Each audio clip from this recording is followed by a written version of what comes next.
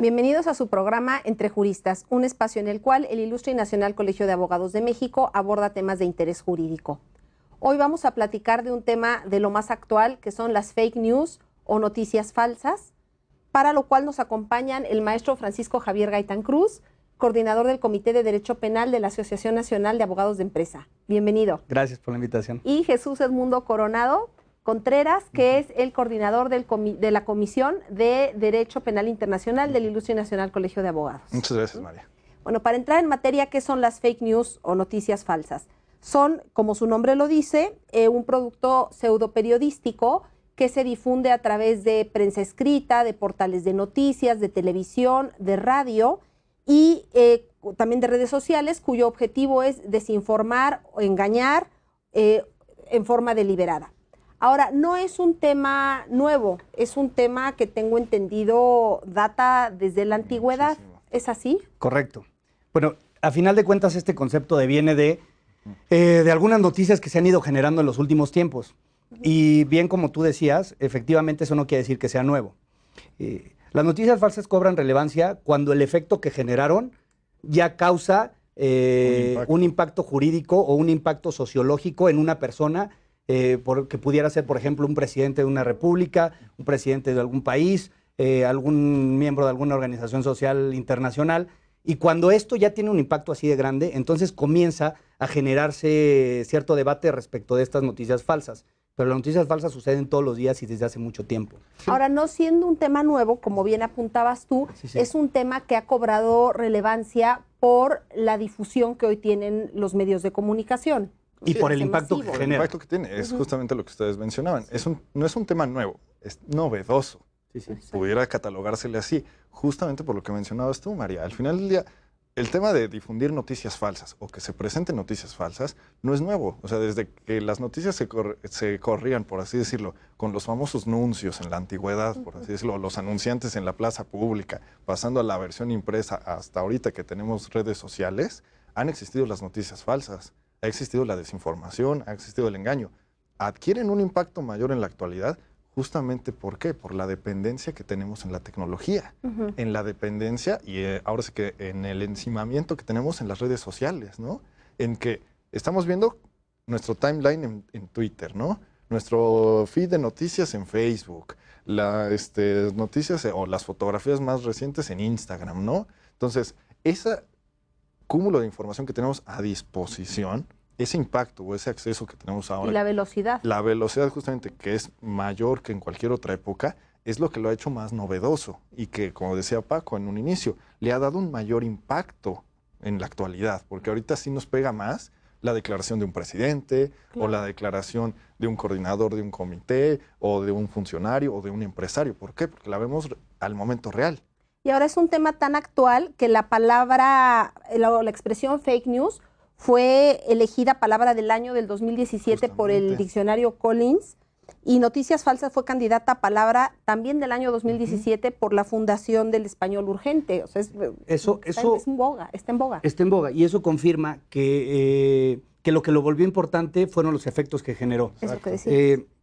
Generalmente, en los primeros años de la carrera de Derecho, se nos dice que todo acto o hecho que genera consecuencias jurídicas es relevante para el derecho, ¿no? Lo mismo pasa con este tema de las noticias falsas. En el momento en el que una noticia falsa genera ya un impacto en lo que tú quieras, en una persona jurídica, en un Estado, en un gobierno, en una ONG, evidentemente en ese momento reaccionará. Si es duplicada, triplicada, multiplicada a través de las redes sociales, medios impresos, medios digitales o lo que tú quieras, de todos modos el impacto inicial fue el que se generó y de ahí fue de donde nació la oportunidad para el derecho de proteger lo que se vulneró con la noticia falsa. Así es. Pero la noticia falsa tendría dos, me parece, vertientes que analizar. La primera, una noticia falsa que se genere por una persona física, jurídica o un estado gubernamental sin la intención de menoscabar, dañar. ¿Por qué? Porque no tiene la información, digamos que correcta Real. o completa de un hecho o de una persona en específico. Quizá de Y una buena fe, segunda, ¿no? claro, que sea meramente informativa. Y una segunda que tenga ya la intención de dañar. No es lo mismo que una persona duplique cierta información con la intención simplemente de chismear, porque esta fake news es un chisme elevado a una noticia política, pero sigue Potencializado, siendo básicamente. exactamente lo mismo. Por eso el efecto que genera Jesús es exactamente el que lo vuelve relevante para el derecho. No, Cuando la noticia falsa impacta directamente en el presidente de la República para que no sea reelegido, bueno, o cuando la noticia falsa impacta para que una persona no pueda salir de prisión, o cuando una noticia falsa impacta para que una maestra de kinder sea presa porque las madres de familia dicen que la maestra golpea. ¿Sí me explico? Sí. En este tipo de circunstancias el efecto es el que le da la relevancia. No, y Claro. es muy importante lo que menciona Paco, el impacto que llegan a tener ahorita, porque es en tiempo real. O sea, se difunde una noticia mucho más rápido que antes. O sea, al final del día, ahorita en Twitter, subo yo un tweet.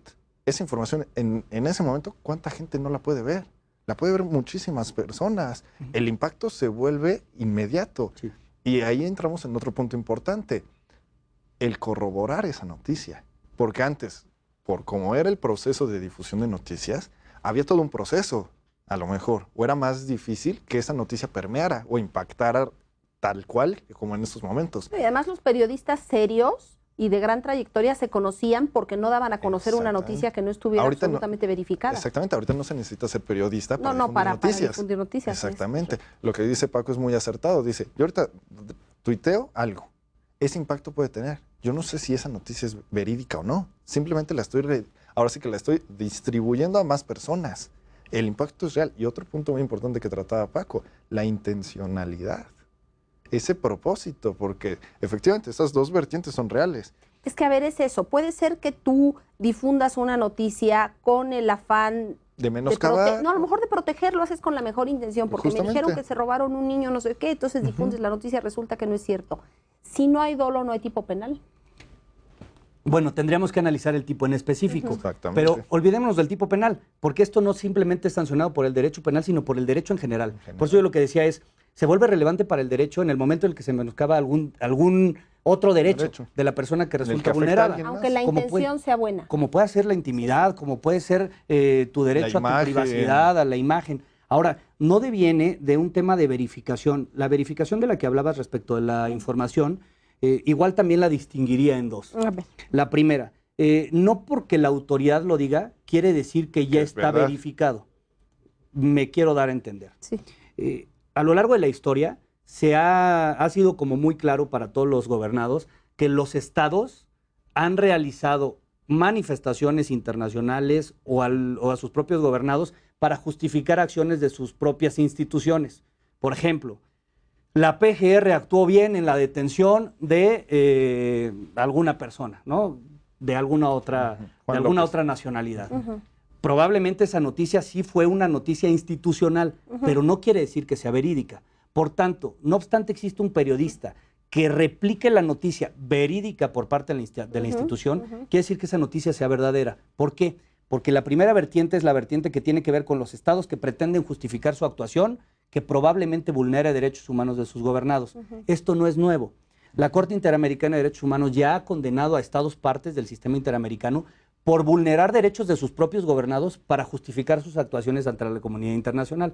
Por ejemplo, si yo sé que un gobernado me está causando conflictos, invento noticias sobre él para legitimar mi acción probablemente represiva en su contra y posteriormente yo salir vivo o libre en una investigación interestatal a la luz de la Comisión Interamericana o la Corte Penal Internacional. Es la primera. Entonces ahí ponemos en duda un poquito el tema de la veracidad de la información. Y la segunda, la veracidad de la información como una obligación moral y como una obligación para todas aquellas empresas de tecnología que empezaron a fabricar dinero con la réplica de algoritmos interesantes como la creación de Facebook, Twitter, lo que tú quieras, que ahora tienen un reto doble, porque ya crearon las redes sociales que al día de hoy ya nos impactaron y que además ya todos las queremos.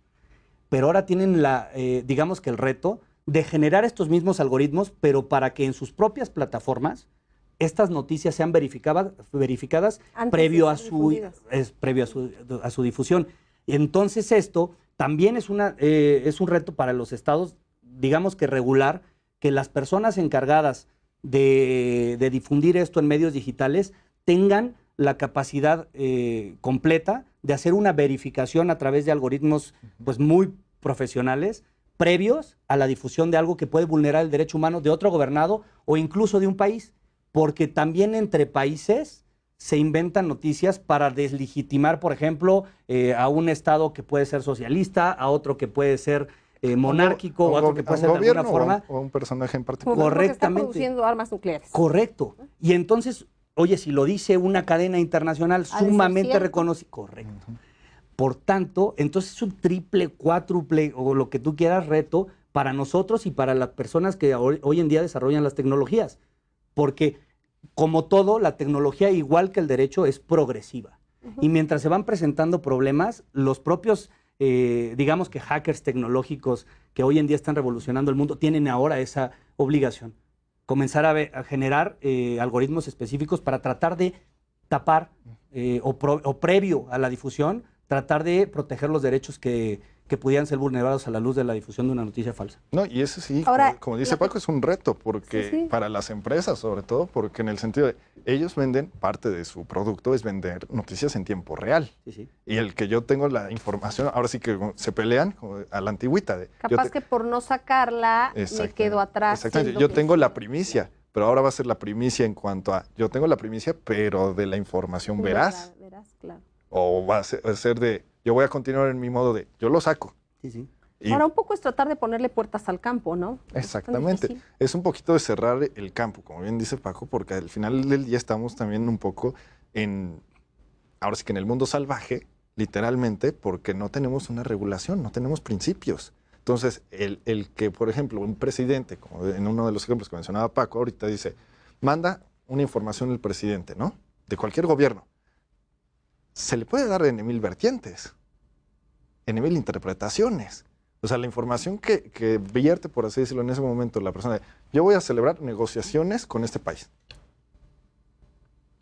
Cualquier periodista o cualquier persona le puede dar la interpretación que tenga, que quiera. Déjate un comunicado oficial, desde un tuit de un presidente. Exactamente. Ahora, estos personajes políticos, ahora sí que, o personas expuestas políticamente, o personajes públicos, tienen a alguien que les filtre, por así decirlo, esa información, que les diga, oigan, yo, por ejemplo, coordinador de la Comisión de Derecho Penal Internacional, voy a mandar un tuit en el sentido de que la Corte Penal Internacional hizo este pronunciamiento. ¿Alguien va a verificar eso? Porque parecería una comunicación oficial. Ahora, se lanza así. Dicen, ¿eso es veraz o no es veraz? ¿Quién me lo puede confirmar? ¿No? Entonces se vuelve muy engañoso. O sea, y volvemos a un tema interesante. En el ciberespacio, ¿qué sucede en el mundo digital? Porque yo puedo subir lo que yo quiera. ¿Quién me limita? ¿O me van a limitar las redes sociales? Porque entonces ahí estaríamos, como decía Paco, limitando y afectando derechos. La libertad de expresión, ¿no? Que es uno de los derechos que tanto se defiende, sobre todo a nivel del ciberespacio, ¿no? Que dicen, oigan, es que yo tengo aquí mi libertad de expresión. Y es, ok, pero ¿qué límites tiene? Porque yo puedo, efectivamente, ejercer mi libertad de expresión, pero ¿qué sucede si yo mando una noticia que afecta, por ejemplo, a Francisco? Hay que determinar en qué medida te afectó. Correcto. Y eso hace que también el periodismo sea progresivo, lo que veníamos hablando hace tiempo. Oye, el periodista común o actual lo que hacía era difundir una noticia que al parecer pudiera ser ya verificada previamente antes de la seriedad o legitimidad ya ganada por todo el tiempo que ha transcurrido. Al día de hoy tiene que actualizarse también el periodista. El periodista tiene que conocer de ciencias, de artes, de todo absolutamente lo que va a hablar. Ya no solamente podrá escudarse el periodista también en el tema de decir, esto es mi libertad de expresión y ante esto me escudo, porque eso es progresivo.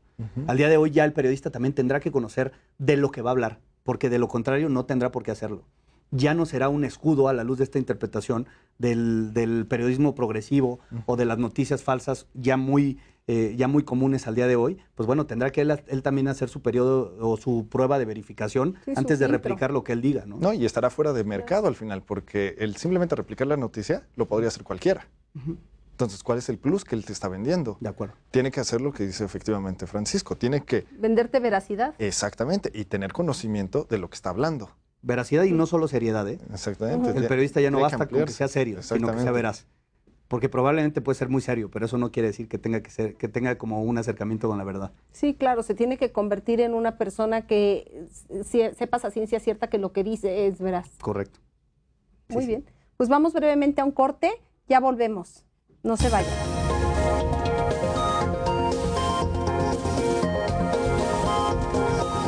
Estamos de regreso en su programa Entre Juristas. Los invito a contactarnos a través de nuestro correo electrónico y de nuestras redes sociales. Nos interesa escuchar sus sugerencias y conocer su opinión. Estamos platicando con Francisco y con Jesús sobre noticias falsas. ¿Cómo afectan las noticias falsas la toma de decisiones? ¿De carácter personal o...? De carácter personal y en el país. O de temas institucionales. Sí. Bueno, esa es la repercusión para la toma de decisiones es brutal. Por ejemplo, si amanecemos el día de hoy con una noticia que se generó en Estados Unidos o en Europa respecto al gobierno mexicano a la luz de la firma de un tratado internacional, en ese momento el presidente de la República y su equipo tienen que moverse para tratar de responder ante tal eventualidad o noticia que ha generado algún impacto en el mundo. Eso se replica ante relaciones entre el Estado y particulares o entre propios particulares, porque probablemente nosotros nos podemos despertar con lo mismo.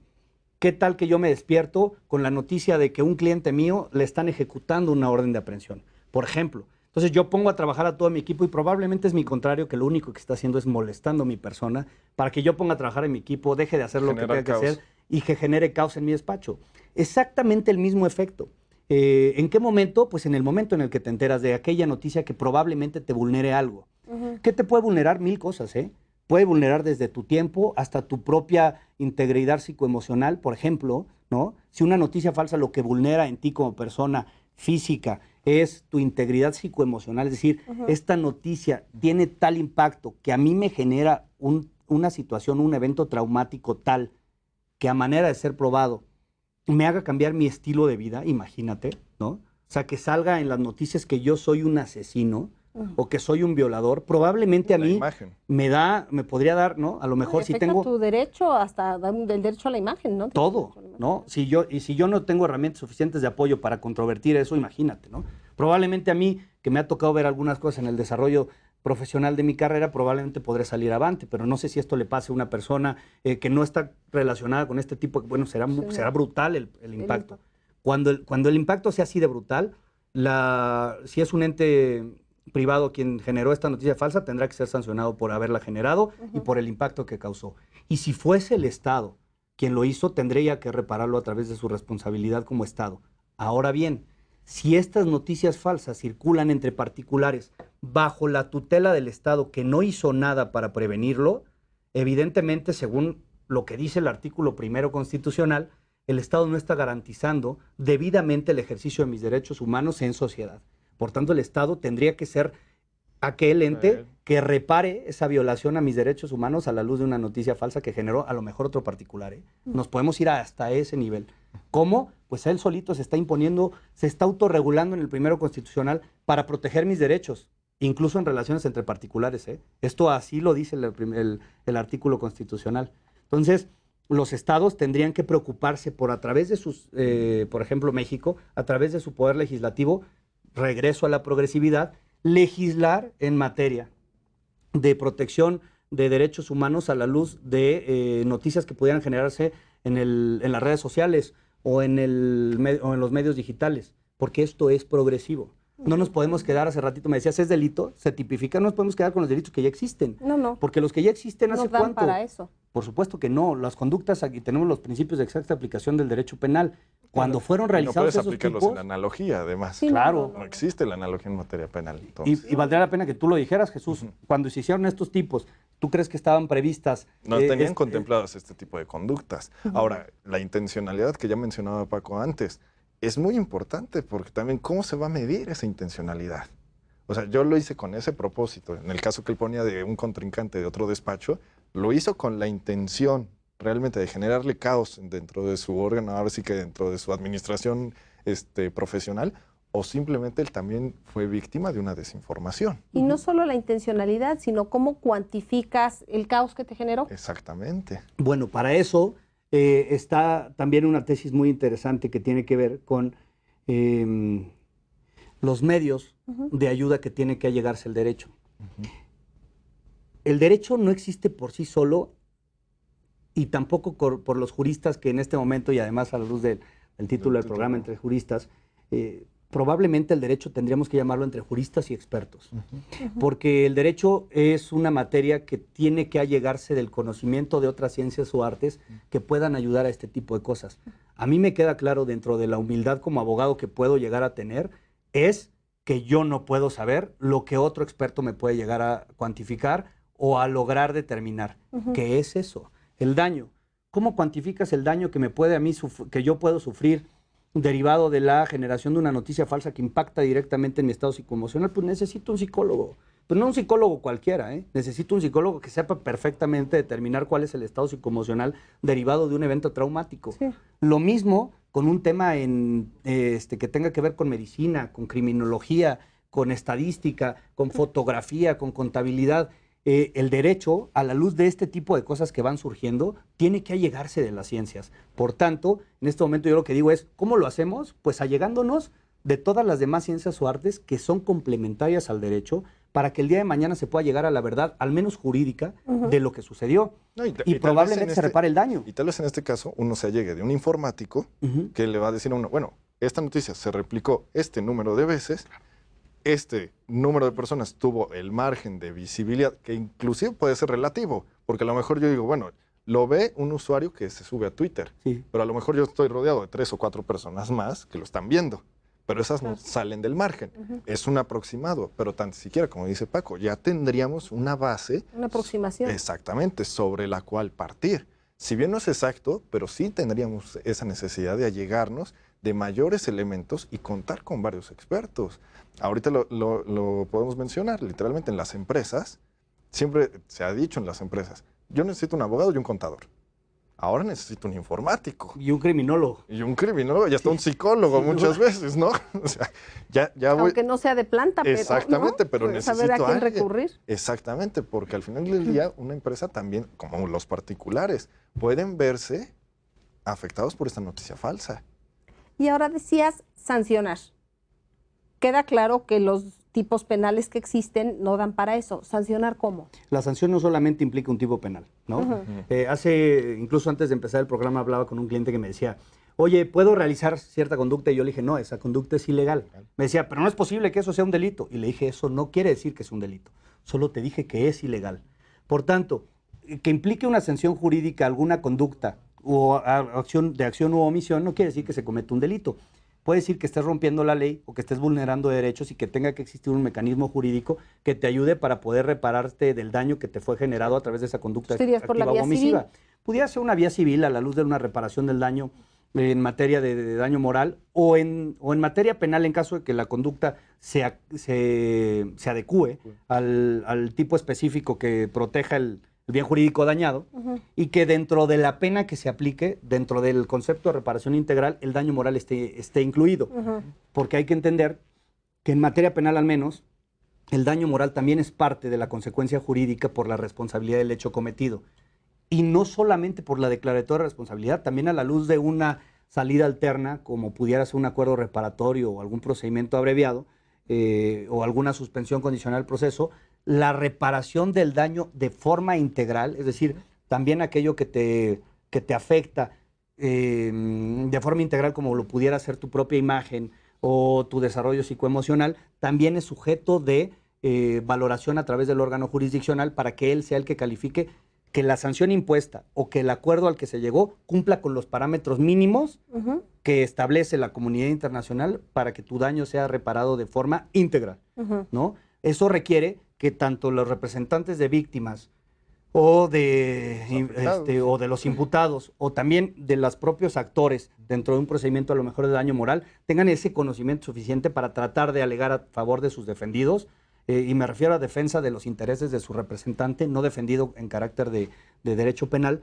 puedan llegar o puedan solicitar de forma correcta la reparación integral de este daño. Volvemos a lo mismo, esto solamente se podrá hacer de forma probatoria, al menos en el sistema jurídico que tenemos, y a través de allegarnos de mecanismos o órganos independientes que nos puedan cooperar a que la justicia sea mucho más completa y correcta. La verdad es que estamos en un momento histórico en donde necesitamos de los demás, específicamente también de los informáticos, por ejemplo. Exacto. A mí me dice la lógica, pero probablemente debimos haber tenido aquí un informático de estos de primer nivel que nos pudiera decir, oye, Paco, ¿está cierto o no está cierto? Pero me parece, según lo que dice mi lógica, que si ya existen las plataformas digitales para generar noticias falsas, también deberían de existir las plataformas digitales para no permitir que salgan, o bien, por lo menos sancionarlas y tratar de limitar el impacto que bien decía Jesús, ¿no?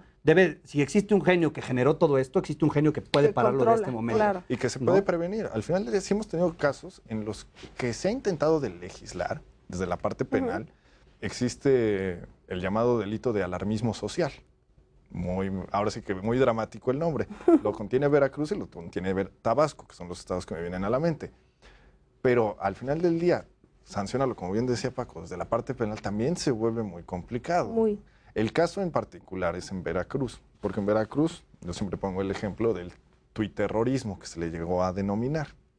Veracruz, como bien sabemos, es de los estados que atraviesa por ciertas escaladas de violencia de manera constante. En algún momento, ya hace varios años, se difundió la noticia vía Twitter de una balacera y demás a unos camiones de niños, me parece que era en el puerto, en el Malecón. La noticia se volvió viral, generó caos, generó pánico, generó cierta histeria. Llega la noticia a la oficina del gobernador. El gobernador ya sabemos quién es en ese entonces, ¿no? El gobernador dice, yo quiero que esto se sancione, que difundamos que esta fue una noticia falsa y que se pare esto. Okay. El tuit original, que no sabemos qué intencionalidad tenía, fue borrado, desapareció dentro del ciberespacio. Pero se llegó a las dos primeras personas que retuitearon la noticia. Estas dos personas fueron arrestadas por terrorismo y sabotaje. Terrorismo y sabotaje, no me dejará mentir, Paco, no te da para llevar el proceso fuera. Sí, no.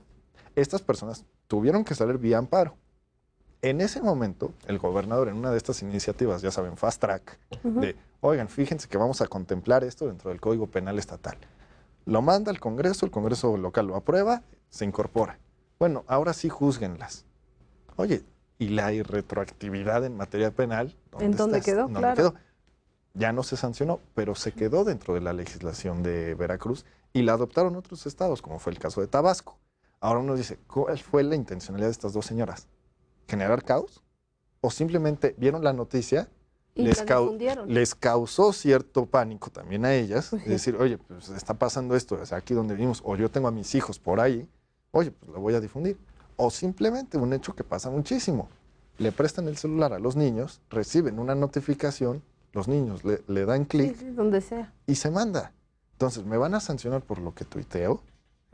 También podemos llegar a ese burdo. El cómo va a ser legislado es muy importante, porque al final del día, como bien apunta Paco, tenemos que llegarnos de expertos, de informáticos que nos expliquen realmente cómo va a ser esa situación, cómo se desarrollan esas conductas, para al final del día nosotros poder ya llegar en un plano y sentarnos y decir, bueno, la conducta es esta, vamos a sancionar esta conducta, este es el impacto que tiene, así lo vamos a regular, porque si lo dejamos así al arbitrio, tenemos casos como este. Sí, claro. ese es sí, tiene que ser una regulación adecuada. Sí, ese es un reto totalmente del Estado. Totalmente.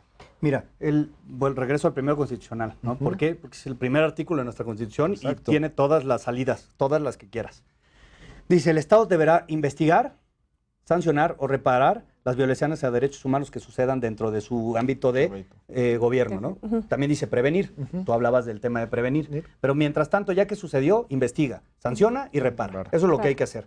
Ahora, está obligado también el Estado a proporcionar los medios o las garantías efectivas para la reparación, la investigación y la sanción de estos, lo que tú quieras, que vulneró tus derechos humanos, como persona física o como persona jurídica. ¿Por qué? Porque la propia Corte ya reconoció que la persona jurídica también tiene derechos humanos.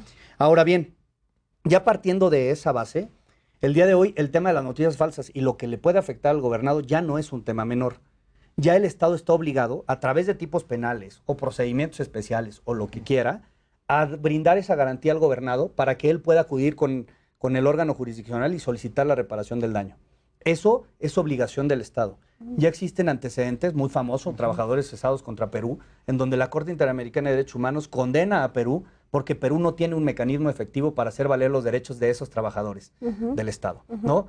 En ese momento, los trabajadores tuvieron que hacer valer algunos medios, por ejemplo, denunciar, por ejemplo, demandar, por ejemplo, rehacer todo lo que tengas que hacer. Y cuando el Estado no le pudo garantizar a través de lo que tiene previsto en sus normas o en su derecho interno, la comunidad internacional le reprocha a Perú y le dice, tienes que crear efectivamente el recurso para que ellos puedan hacer valer este derecho que tú le reconociste en tu propia Constitución y que al día de hoy ya no tienes cómo garantizárselo. Entonces, si al día de hoy valdría la pena reflexionarlo, tenemos los tipos penales suficientes para solventar o para enfrentar este fenómeno digital, tenemos los procedimientos suficientes para afrontar este fenómeno digital, tenemos los abogados de oficio suficientes para enfrentar este fenómeno específico o capacitados en este tema. Ahora, y si no, en este caso es como la consecuencia ya una vez que se dio la fake news. Exacto.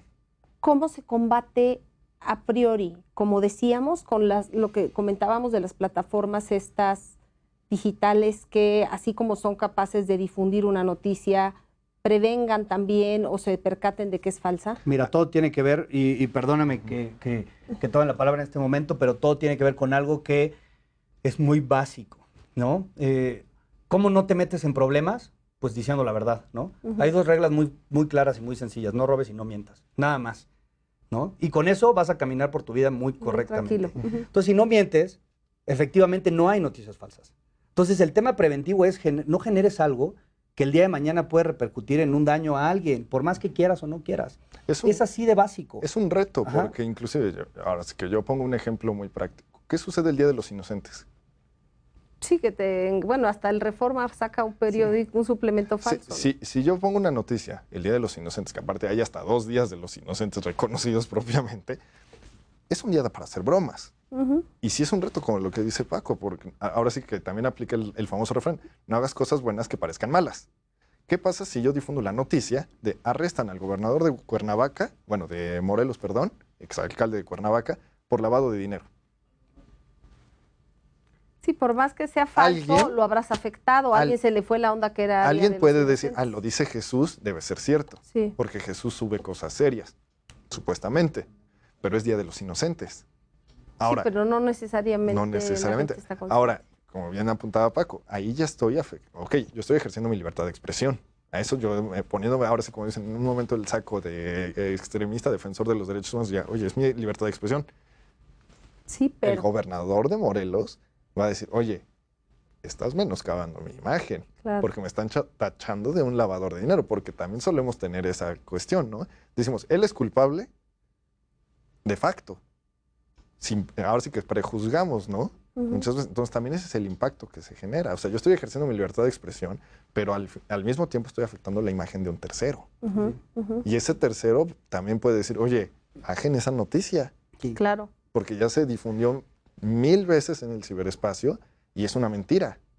Y yo tengo que dedicar parte de mi tiempo a desdecir a esta persona, a demostrar que no es ahora sí que es falsa esa y aunque la bajen, pues la afectación está. Exactamente. Ahora, estas plataformas a lo mejor sí pueden prevenir esos hechos, pero también implica un reto, porque para ellos va a implicar justamente el de tener mejores controles, el de contar con personal que esté monitoreando literalmente 24/7, los 365 días del año, en todo momento qué se está subiendo y qué no.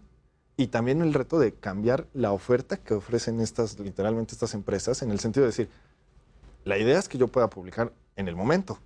Ahora, tendría que hacerse, Jesús, porque... Tendría que hacerse, efectivamente. Mira, a lo largo de estos años le hemos como dado, creo, muchas vueltas al tema en materia legal. Y a mí me parece que la justicia es una necesidad humana básica. Sí. La justicia, la verdad, es eso, ¿no? Porque si no, entonces no estaríamos aquí sentados. Ahora, me parece muy interesante lo que planteaste antes. En el fondo, es una cuestión ética. Por supuesto. También. En el fondo es una cuestión ética. Oye, los planes de estudios de los abogados muchas veces lo que reducen es de ontología, ética, y las materias que probablemente con contenido ético son las que se necesitan para el ejercicio profesional y hasta ahí, ¿no? O sea, no enfocarnos en en una supuesta problemática que no tiene solución cuando toda la solución es previa. Claro. ¿No? Eso es como lo básico, Sí, ¿no? sí, lo lógico. Y probablemente si la búsqueda es la justicia y la verdad, pues probablemente tendrá que invertirse lo que se tenga que invertir como Estado para que esta necesidad de justicia, que es una necesidad humana básica, así como la necesidad humana de comer o de ser tratado en una institución de salud, pues habrá que invertir lo que se tenga que invertir, ¿no? Y son cosas paralelas, ¿no? O sea, como que volver a esta cuestión ética de no mientas, ¿Sí? Entonces no mientes, no hay noticias falsas, no hay consecuencias. Sí. Y además... Come bien y no tendrás obesidad, exacto, come bien y no tendrás diabetes, come bien y no se presentarán algunas cosas que al día de hoy se siguen presentando. Y además de las que ya se generen, pues ver cómo se combaten, cómo se sancionan de la forma más eficiente posible. Correcto. Vamos a un anuncio, ya volvemos, no se vaya.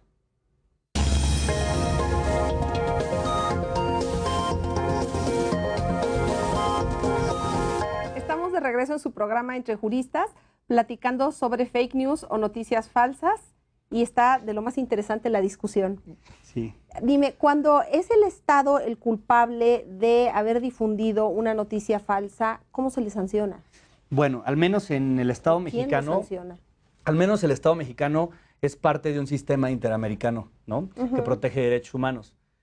¿Por qué somos parte del sistema interamericano? Porque el propio Estado mexicano así lo decidió. Se adhirió y a la luz de la celebración de la Convención Americana sobre Derechos Humanos y después del proceso rígido que marca nuestra Constitución al adherirnos a un procedimiento internacional, pues nosotros nos sujetamos a la propia Convención y a la jurisdicción o a la competencia contenciosa de la Corte Interamericana de Derechos Humanos.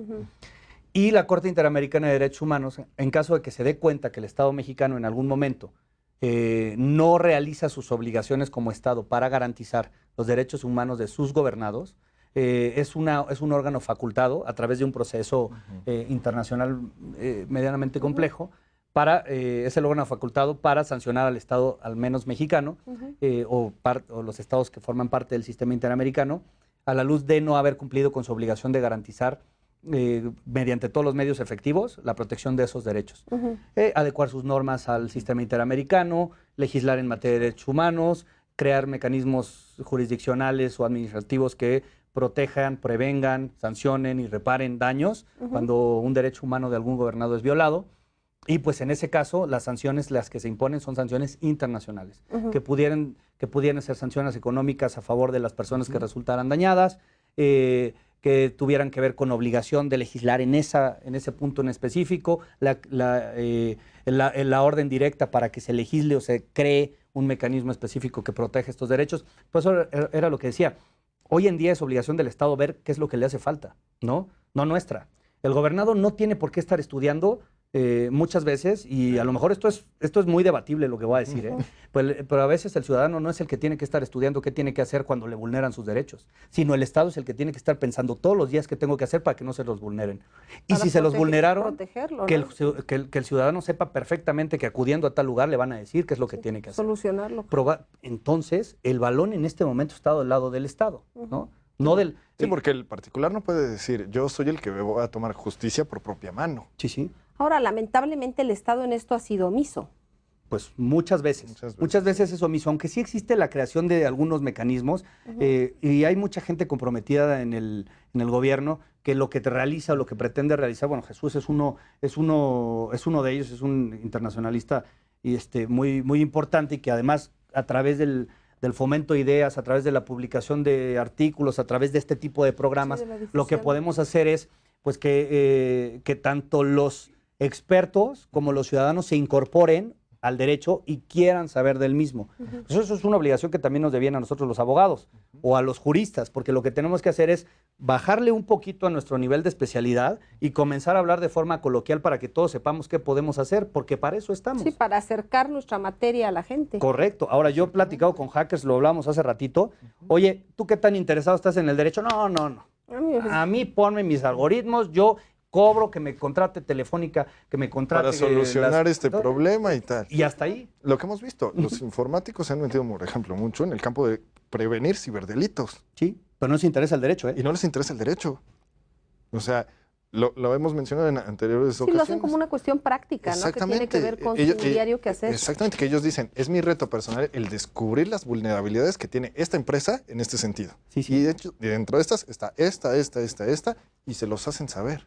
Y uno dice, bueno, y ese conocimiento, transmítelo, porque también nosotros no tenemos esa cuestión técnica dentro de nuestro, ahora sí que marco curricular en la carrera, no lo tenemos. Ellos tampoco tienen el marco jurídico dentro de la suya, pero al final del día confluimos en un mismo mundo, porque al final del día, a ver, comete una persona un ciberdelito, ¿cómo se va a sancionar? O sea, lo que hemos dicho en anteriores ocasiones, se comete el robo de identidad, la suplantación o la usurpación de la identidad, cualquiera de los tres. Un informático no te maneja ese término, te maneja el phishing, porque ellos así lo denominan. Sí, sí. Y dices, ese es el término jurídico, para nosotros no. No sabes ni qué es, si no exactamente. te lo explican. El ransomware, ellos lo manejan diario, para nosotros eso sería una extorsión. Ahora, no está regulada a nivel legislativo como tal. ¿Por qué? Porque tendríamos que aplicar en todo caso una analogía para decir, bueno, miren, sería lo más parecido que tenemos dentro del Código Penal es la extorsión. Pero ¿realmente es el tipo penal? Sí, porque tiene que ver con ese tema como concreto. Mira, yo creo que tendríamos que... tenemos que crear sinergias entre los diferentes actores para concientizar también a las personas. Paco trataba un punto muy importante en ese sentido, es decir, es una cuestión ética, al final del día, efectivamente, y los principios tienen que aplicarse ahí, o sea, no hacer cosas buenas que parezcan malas.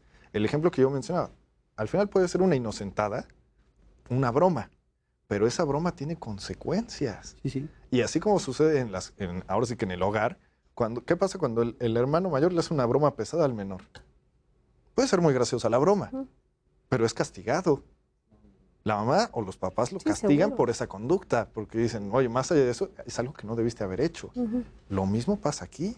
Sí. O sea, al final del día, yo hago esa broma del gobernador de Morelos, y dicen, oye, pues al final del día fue una broma. Efectivamente, fue una broma, pero tuvo sus consecuencias. Sobre todo porque vivimos en sociedad. Cuando tenemos la oportunidad de elegir... Mira, cuando tenemos la oportunidad de elegir si actuamos bien o mal, es en donde cobra relevancia tanto el derecho como la ética, de entrada.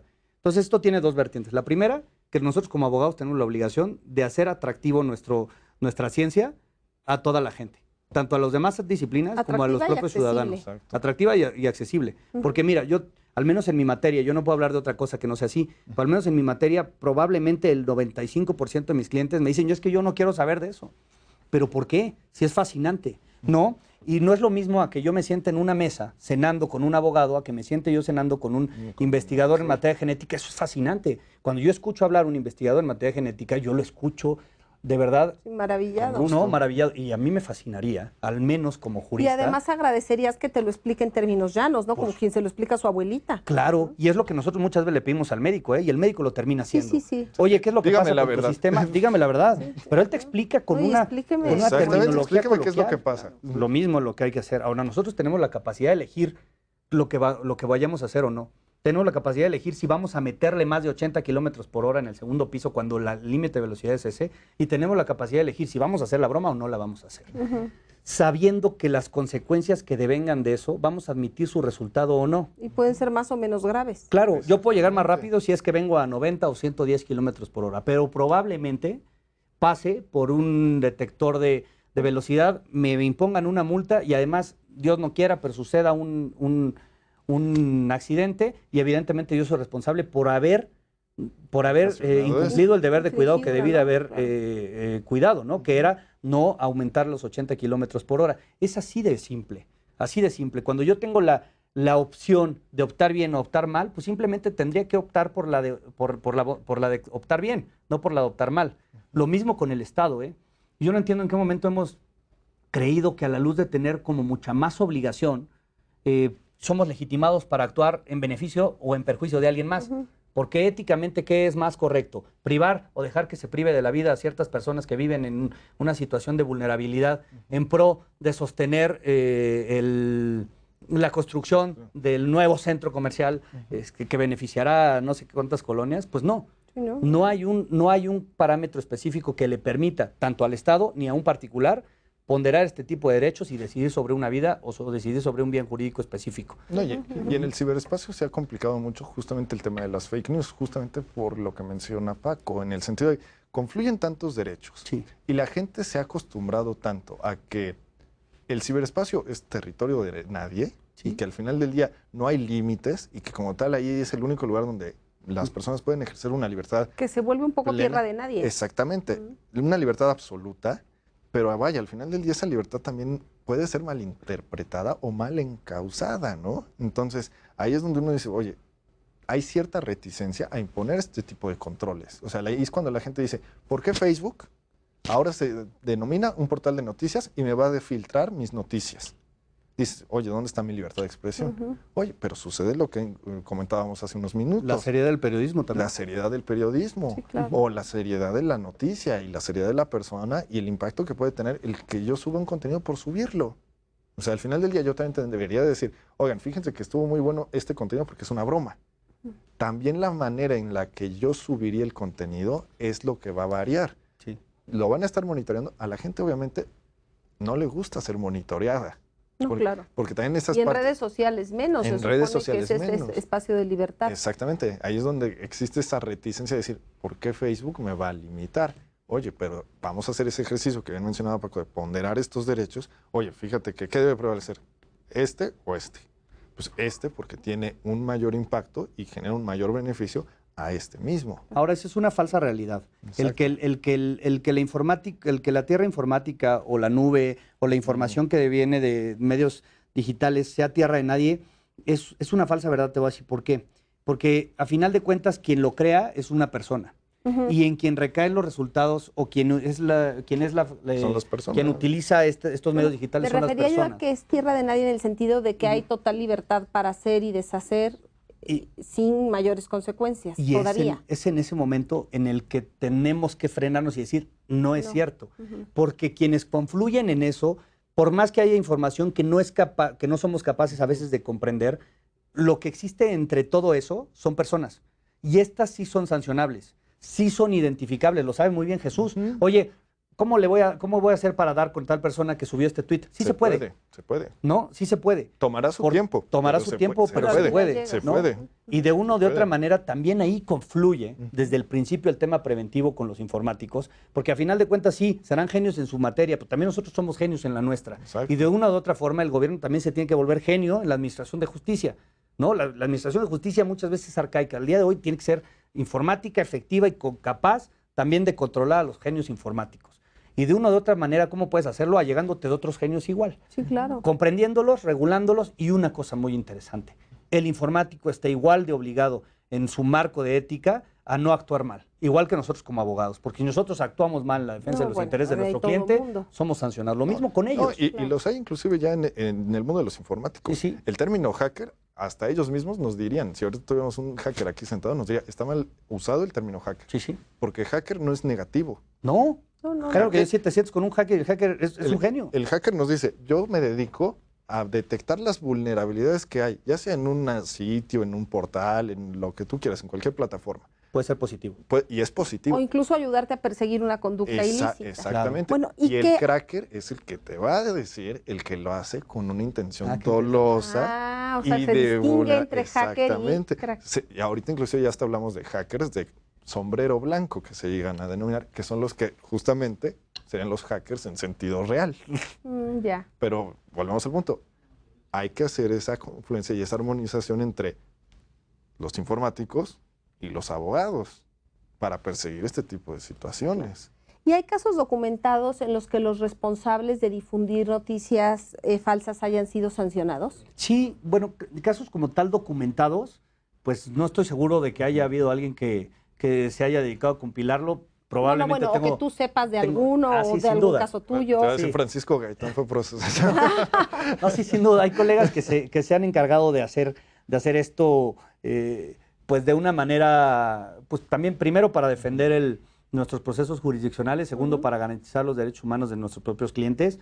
Y sí, efectivamente, la documentación deviene en la forma en la que nosotros los litigantes hemos tratado de obtener sentencias o arreglos favorables para que se repare el daño a través de un daño específico a la imagen. Hay tipos penales que nos ayudan a eso. Y sí, hay bastantes casos documentados que se han resuelto con éxito. Hay algunos otros que tienen algunos colegas abiertos en contra de empresas gigantescas en materia de identidad digital, documentados ya también algunos libros que han sacado estos colegas, pero esto es un ejercicio que apenas va empezando, ¿no? Sí, que producirá mucho todavía. Mucho. ¿No? Bueno, al menos tratándose del término fake news. Pero creo que, y estoy muy contento de este programa, porque al final de cuentas, creo que le estamos dando esta amplitud al concepto de fake news que probablemente está como muy delimitado por el tema en boga, pero que al día de hoy estamos hablando en su aspecto como lato sensu, y que estas pues probablemente existen sentencias o procedimientos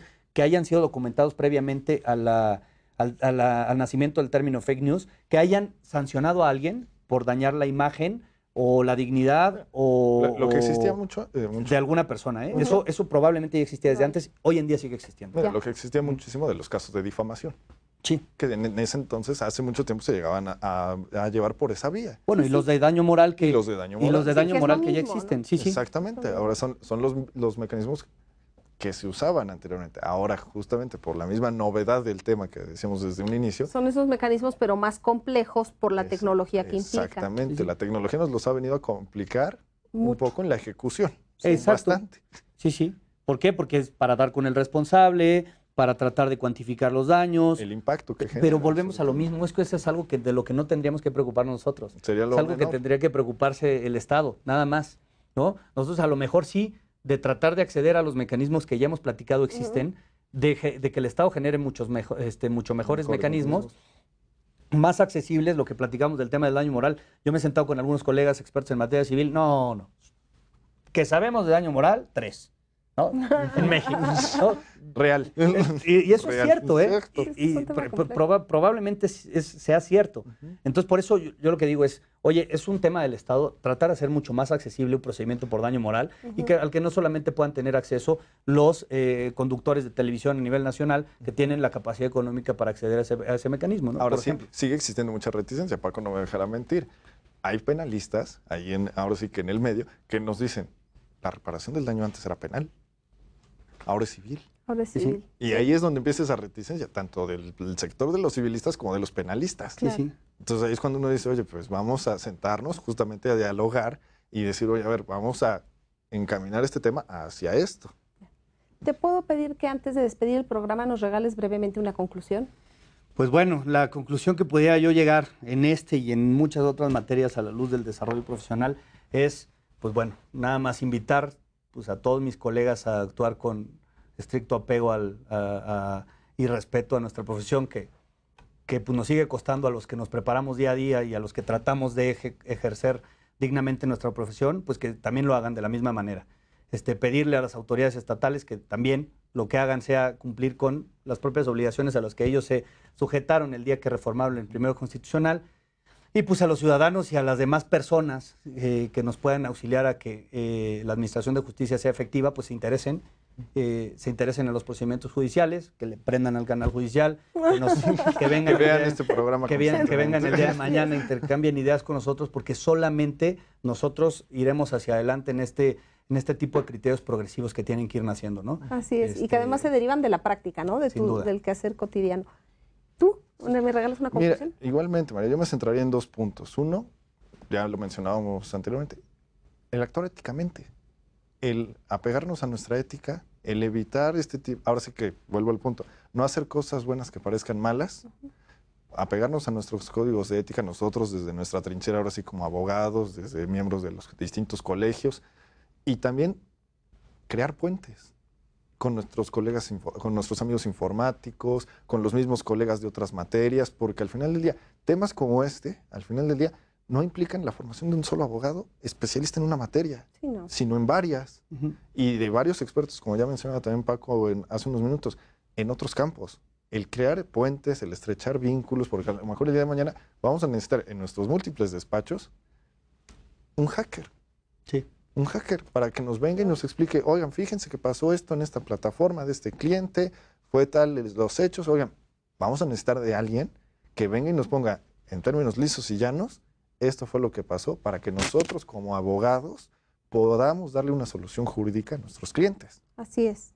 Entonces, ser humildes, ¿no? Allegarnos de todos los conocimientos. Humildes y preservar la ética, básicamente. Sí, sí. Pues muchas gracias por su tiempo. Los esperamos en la siguiente emisión de Entre Juristas.